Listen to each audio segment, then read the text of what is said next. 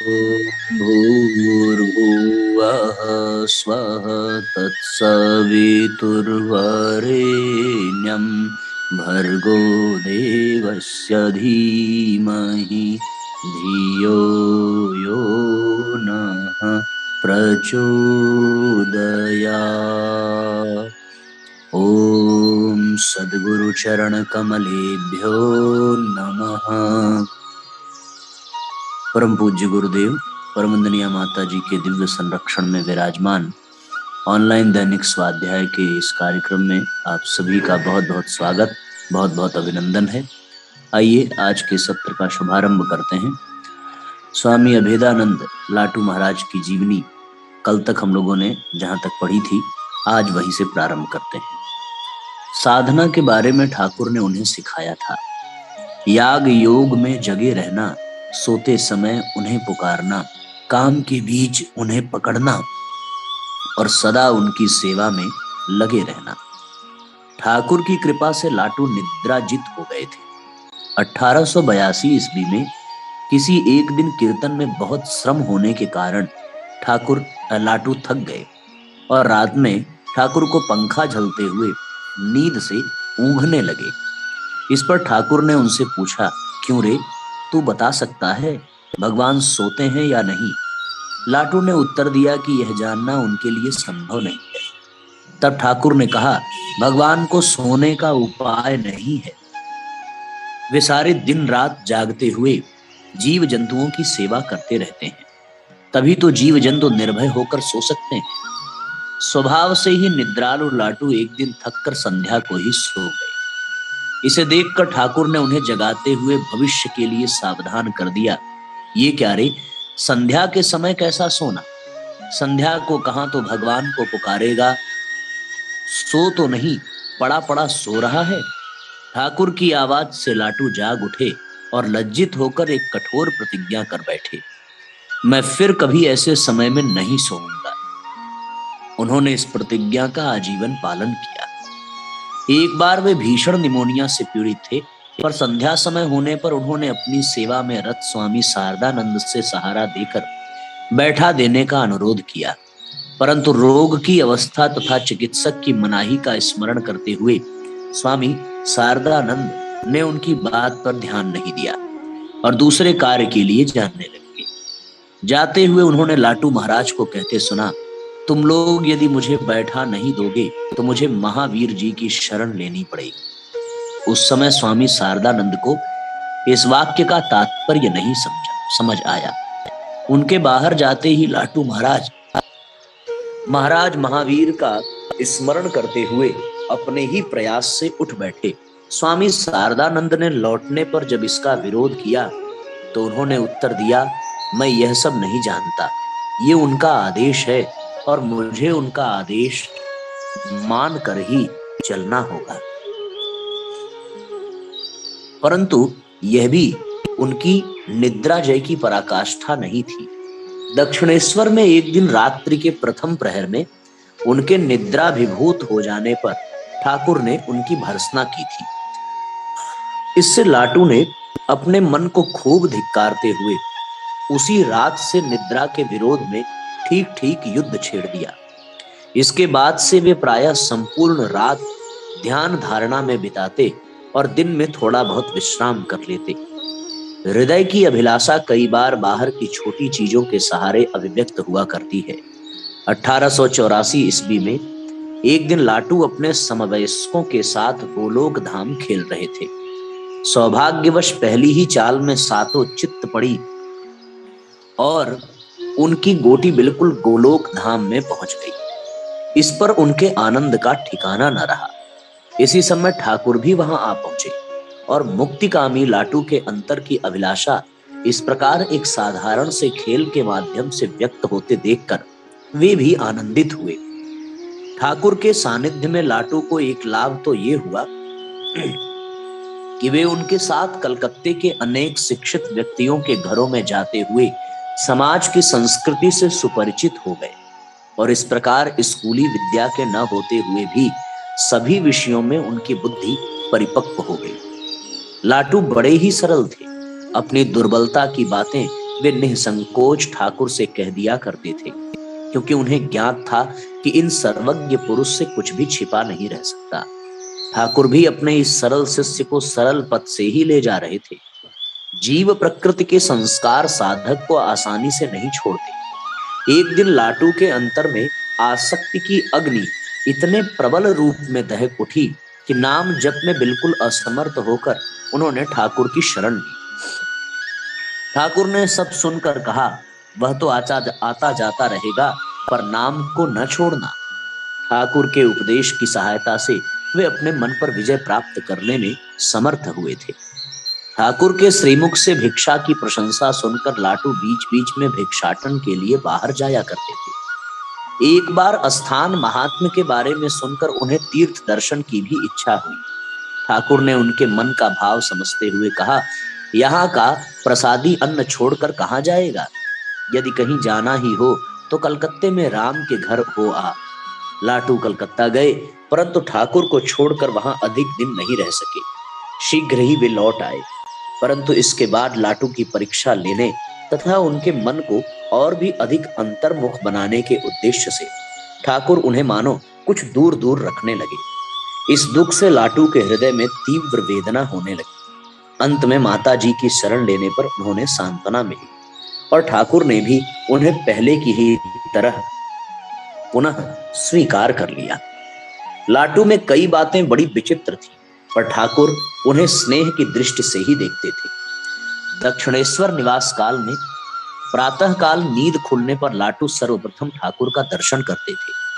उस समय ठाकुर यदि अपने कमरे में न रहते तो वे किसी दूसरे को पहले देख लेने के भय से आंखें मूंदे हुए ही पुकारा करते थे, आप किधर चले गए? अंत में ठाकुर आकर उन्हें दर्शन देते थे। ठाकुर के कहने पर युवक भक्तगण कीर्तन में भाग लेते और साथ ही नृत्य भी करते थे। एक दिन ठाकुर ने जगदम्बा से कहा, माँ यदि तेरी इच्छा हो तो इन लड़कों को थोड़ा भावावेश आदि हो।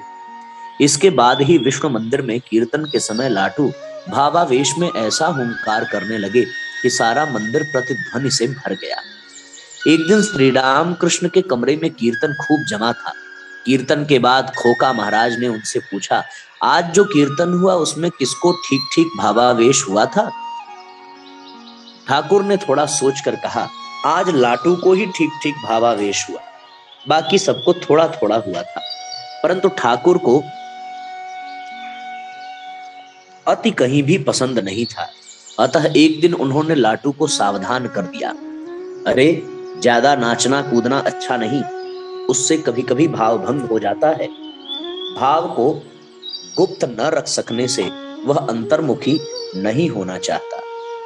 एक दिन ब्राह्म मुहूर्त में सभी को अपने कमरे में ध्यान में बैठाकर ठाकुर गाने लगे, जागो मां कुलकुंडलिनी। अचानक लाटू ऊहू कहकर चिल्ला उठे। सुनते ही श्री राम कृष्ण ने उनके दोनों कंधों को अपने हाथ से पकड़कर दबाए रखा। लाटू आसन पर स्थिर नहीं रह पा रहे थे। शीघ्र ही वे बाह्य चेतना खो बैठे, पर ठाकुर का भजन वैसे ही चलता रहा। एक दिन ठाकुर ने लाटू को शिव मंदिर में ध्यान करने भेजा। थोड़ी ही देर में ध्यान करते हुए उनका मन कालातीत अवस्था में पहुंच गया। तीसरा प्रहर आ गया, फिर भी उनकी बाह्य चेतना नहीं लौटी। संवाद पाकर ठाकुर शिव मंदिर में आए और पंखा लेकर लाटू को झलने लगे। शीतल वायु के स्पर्श से धीरे धीरे लाटू के शरीर में कंपन होने लगा। तब ठाकुर ने कहा, अरे दिन तो ढल आया, संध्या आदि की तैयारी कब करेगा? ध्यान भंग होने पर ठाकुर को बयार करते देखकर लाटू इतने संकोच में पड़ गए कि मानो कोई अपराध कर बैठे हैं। उन्होंने ठाकुर को बताया कि शिव की ओर स्थिर दृष्टि से देखते हुए उनके सम्मुख एक ज्योति प्रकट हुई तथा उससे सारा कक्ष पूर्ण हो गया। उसके बाद उन्हें कुछ भी पता नहीं चला। ठाकुर ने केवल इतना ही कहा, वाह बहुत अच्छा, इस तरह और भी कितना देखेगा, अब एक गिलास पानी तो पी ले। ये कहते हुए उन्होंने उनको सस्नेह पानी पिलाया। एक बार लाटू ध्यान करने बैठे और थोड़ी ही देर में मिट्टी में मुंह रगड़ते हुए गुंगुआने लगे। शीघ्र ही ठाकुर ने वहां आकर उन्हें चित्त सुला दिया और उनकी छाती को सहलाते हुए उन्हें सहज अवस्था में ले आए। फिर कहा, चुप रहा बेटा, चुप रह। क्या आज तूने माँ काली के दर्शन किए हैं?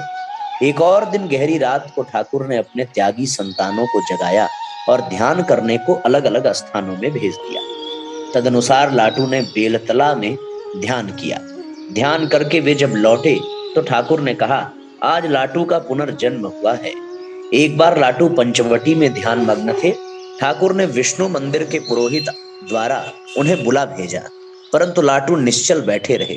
तब नरेंद्र वहां पहुंचे और उनकी परीक्षा लेने के लिए एक लकड़ी लेकर वृक्ष की शाखा पर जोर जोर से प्रहार करने लगे, किंतु फिर भी लाटू को होश नहीं आया। अंत में ठाकुर ने वहां पहुंचकर लाटू की अवस्था देखी और नरेंद्र को ऐसा करने से मना कर दिया। उन दिनों लाटू सारी रात ध्यान धारणा में ही बिताया करते थे और दिन में भी उसका आवेश चलता रहता था। इसीलिए ठाकुर ने कहा था, लाटू चढ़ा ही हुआ है, शीघ्र ही लीन हो जाने की संभावना है। इसी बीच ठाकुर गले के रोग से पीड़ित होकर चिकित्सा के लिए श्यामपुकुर आए। साथ में सेवक लाटू भी आए। वहां पर भाव के आवेग में लाटू एक दिन अपने शरीर का कुर्ता फाड़ने लगे। इस पर ठाकुर ने तुरंत ही उनके कुर्ते का बटन खोलकर उनकी छाती को सहला दी।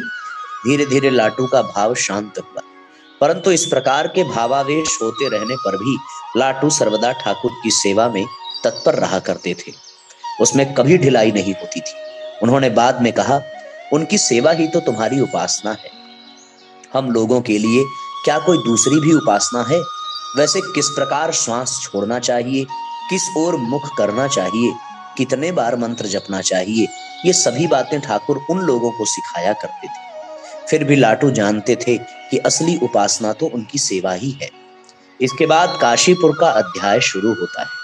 यहाँ भी लाटू सेवा के साथ साधना में डूबे रहते थे। एक दिन ठाकुर का सिर सहलाते सहलाते अचानक लाटू का हाथ थक गया।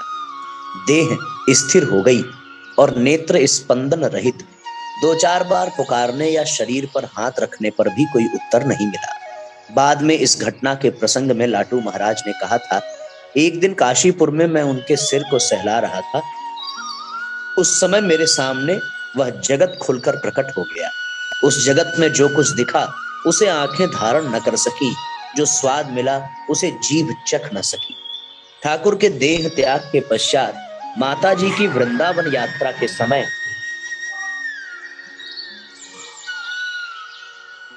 ठाकुर की देह के पश्चात माता जी की वृंदावन यात्रा के समय लोग गए थे, जिनमें लाटू भी एक थे।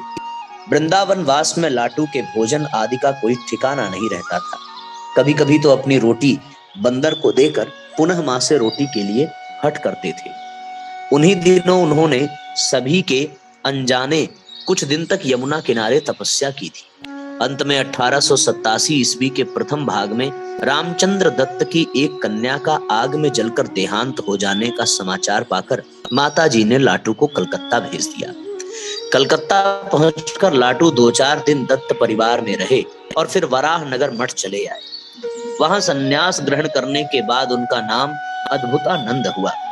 सन्यासी अद्भुतानंद निरंतर 1.5 वर्ष तक वराहनगर में कठोर तपस्या में मग्न रहे। संभवतः 1888 ईस्वी के शीतकाल में उन्हें निमोनिया हो गया। उनमें अधिकांश आचरण असाधारण ही थे। बीमारी के समय की एक घटना का हम पहले भी वर्णन कर आए हैं। एक दूसरी घटना इस प्रकार है। एक दिन ठंडक दूर करने के लिए कमरे में एक अंगीठी में आग सुलगा कर रखी गई तथा कमरे को चारों ओर से बंद कर दिया गया। इस पर वे शीघ्र ही चिल्ला उठे, अरे बाप रे, मुझे मार डाला, अब मैं किसी की भी बात नहीं सुनूंगा, छत पर जाकर सोऊंगा। वे तुरंत उठ गए। हार मानकर अंगीठी हटानी पड़ी और चारों ओर से कमरा खोल देना पड़ा। स्वस्थ हो जाने पर वे रामचंद्र के घर जाकर कुछ महीने रहे। तत्पश्चात मठ में आकर 3-4 मास रहे। फिर बेलूड़ में नीलांबर बाबू के उद्यान भवन में माता जी के समीप चले आए। वहां से नवंबर 1888 ईस्वी में माता जी के पुरी धाम चले जाने पर लाटू महाराज ने पुनः वराहनगर मठ में आगमन किया। इन विभिन्न अवसरों पर वे वराहनगर में कैसा जीवन बिताते थे, इसका थोड़ा आभास कुछ घटनाओं एवं उक्तियों से मिलता है। शारदानंद जी ने एक बार कहा था, लाटू रात में सोता नहीं है। रात के प्रारंभ में वह नींद का बहाना करते हुए खर्राटे भरता है और फिर सबके सो जाने पर माला लेकर जप करने बैठ जाता है। इस तथ्य के आविष्कार का विवरण बड़ा ही मनोरंजक है। एक रात खटखट की आवाज सुनकर शारदानंद जी को लगा कि चूहा घुस आया है। उनके घुड़कने पर वह ध्वनि बंद हो गई। फिर थोड़ी ही देर बाद फिर वही खटखट, साथ ही साथ वैसा ही घुड़कना और फलस्वरूप आवाज का बंद हो जाना। बार बार ऐसा होने पर स्वामी शारदानंद के मन में संदेह हुआ। अतः रहस्य का पता लगाने के लिए अगली रात को उन्होंने लालटेन आदि का योग्य व्यवस्था करके रखी और ज्यों ही वैसी आवाज हुई उन्होंने लालटेन जला दिया। प्रकाश में देखा कि लाटू जप में लगे हैं और उन्हीं की फिरती हुई माला से ऐसी ध्वनि हो रही है। स्वामी रामकृष्णानंद ने कहा था, लाटू को पुकार कर खिलाना पड़ता था, वरना उसे खाने का होश नहीं रहता था। ऐसा कितनी ही बार हुआ है कि हम सबका भोजन हो चुका है, परंतु पुकारने पर भी कोई उत्तर न मिलने पर कमरे में ही उसका भोजन पहुंचा दिया गया है। दोपहर बीत गई, संध्या बीत गई, रात को उसने पुकारने गया हूं पर लाटू उसी प्रकार चादर ताने पड़ा है और दोपहर का भोजन ज्यों का त्यों पड़ा हुआ है।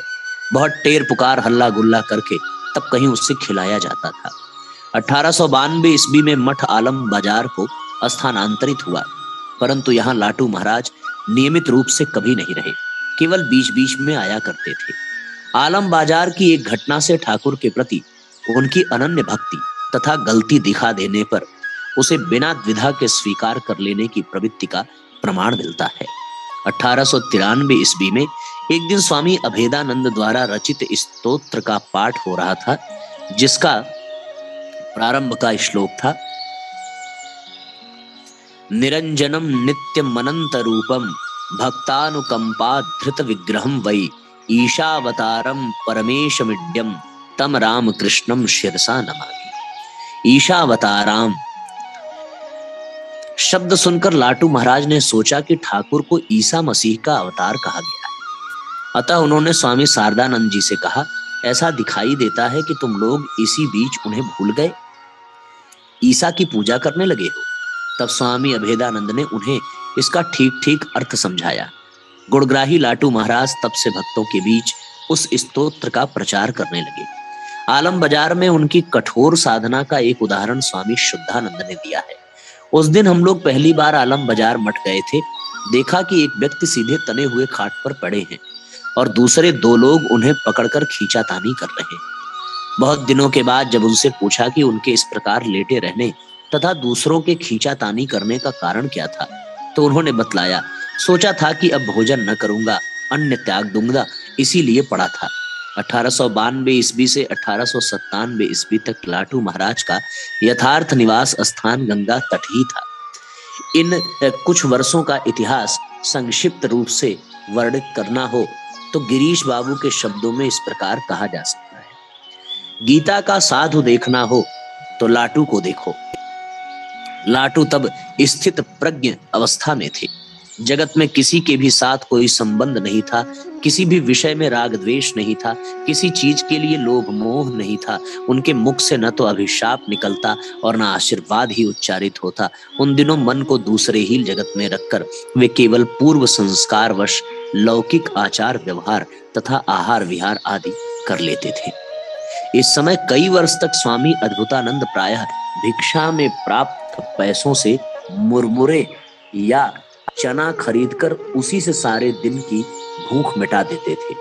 वस्त्र के लिए वे राम बाबू के द्वार पर उपस्थित होते और कंबल आदि गिरीश बाबू से ले लिया करते थे। इसके अतिरिक्त कभी कभी बलराम बाबू, हरमोहन बाबू, खगेन बाबू, उपेन बाबू, लंगड़े केदार बाबू आदि के घर भी उनके दर्शन हो जाते थे। साल किया कि एक मोदी ने 7-8 महीने तक रोटी तथा भुने हुए चने देकर उनकी सेवा की थी। उन दिनों वे बाग बाजार के पुल के नीचे तपस्या कर रहे थे। गंगा तट पर निवास करते समय बहुधा वे भिगाए हुए चने खाकर ही दिन बिताते थे। एक दिन उन्होंने गमछे के छोर में चने बांधकर गंगा के जल में डुबोकर रखा और उसे ईंट से दबाकर ध्यान करने बैठ गए। उस समय भाटा चल रहा था। ज्वार आने पर जब पानी खूब ऊपर चढ़ गया, उस समय उन्हें खाने की इच्छा हुई, पर देखा तो चने मिलना असंभव है। अन्य कोई उपाय न देखकर वे ज्वार के पुनः उतरने तक प्रतीक्षा करते रहे। फिर भाटा होने पर उन्होंने भीगे हुए चने निकाले और असमय भूख मिटाई। भोजन आदि के बारे में इस प्रकार स्वच्छंद वृत्ति का अवलंबन करते हुए लाटू महाराज अपने भाव के अनुसार ध्यान भजन में डूबे रहते थे, या फिर गंगा तट पर अन्य लोगों के साथ बैठे भागवत आदि की व्याख्या सुना करते थे। उनके ध्यान आदि का कोई स्थान या काल निर्धारित नहीं था। ये स्वाधीन वृत्ति महापुरुष कभी गंगा किनारे, कभी पुल के नीचे, कभी समीपस्थ किसी नाव पर बैठे भगवत चिंतन में मग्न रहते थे। एक बार बाग बाजार में वे एक पुआल से लदी नाव में बैठे थे। नाव कब चल पड़ी उन्हें पता ही नहीं चला। जब उनका ध्यान टूटा तब तक नाव दक्षिणेश्वर पार होकर उत्तर की ओर बढ़ी जा रही थी। निदान माझियों से कहकर वे दक्षिणेश्वर में ही उतर पड़े।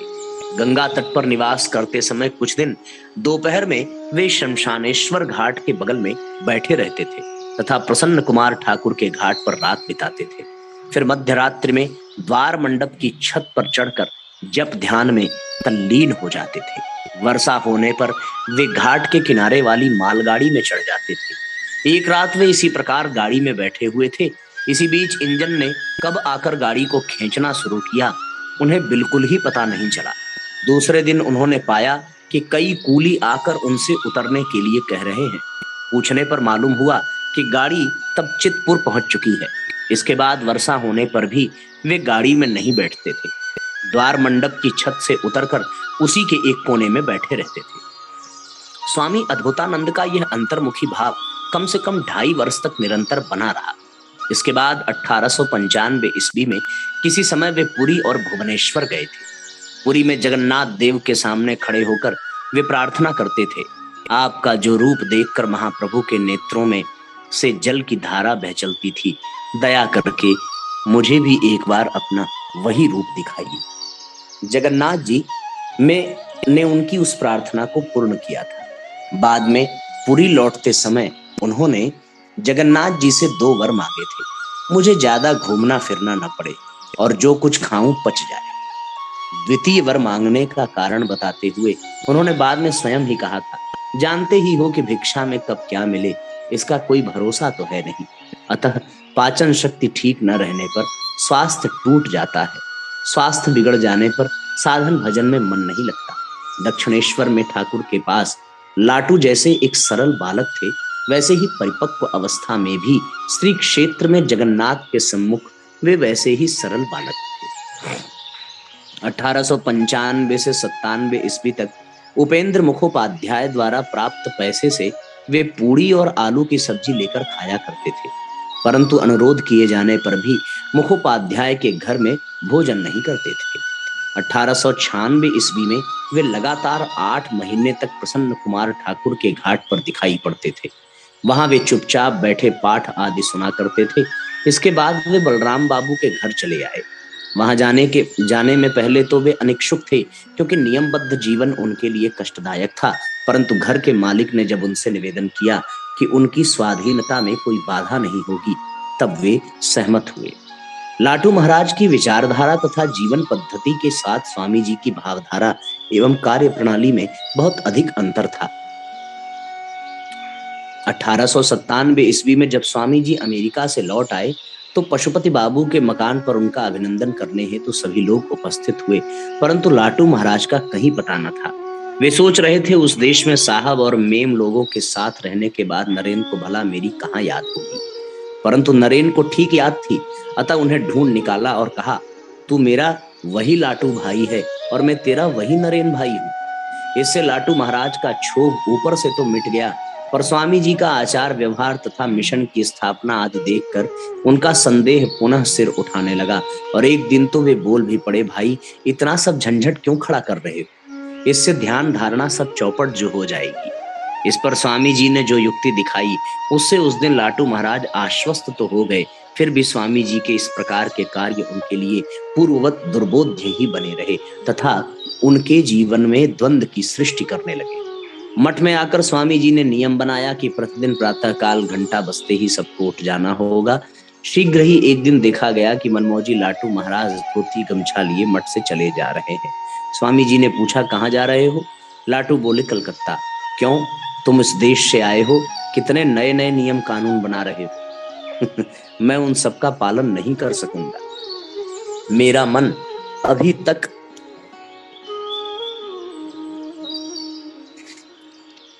इतना घड़ी का पाबंद नहीं हुआ है कि तुम घंटा बजाओगे और साथ ही साथ मेरा मन ध्यान में लग जाएगा। नवीन और प्राचीन धाराओं के इस विषम संघर्ष स्थल पर पहुंचकर स्वामी जी ने निरुपाय होकर कहा, तो फिर तू चला जा। परंतु उनके फाटक के बाहर होते न होते वे उन्हें पकड़ लाए और कहा, तुझे इस नियम को मानने की आवश्यकता नहीं। जो लोग नए आए हैं उन्हीं के लिए यह नियम बनाया गया है। और एक बार स्वामी जी ने मठ में डंबेल भांजने की व्यवस्था की। इस पर अद्भुतानंद ने कहा, ये फिर क्या एक मत चला दिया भाई। अब उस उम्र में क्या हम लोगों को मुगदर भांजना होगा। मैं तो तुम्हारा मुगदर न भांज सकूंगा। सुनकर स्वामी जी हंसने लगे। इस तरीके से साथियों, आइए आज के सत्र को विराम देते हैं। गायत्री मंत्र साथ साथ बोलें। ओम भूर्भुवः स्वः तत्सवितुर्वरेण्यं भर्गो देवस्य धीमहि धियो यो नः प्रचोदयात्। सभी आत्मीय बंधुओं को बहुत बहुत प्रणाम, बहुत बहुत धन्यवाद। सबको नमस्कार। सबका मंगल हो। शुभ रात्रि।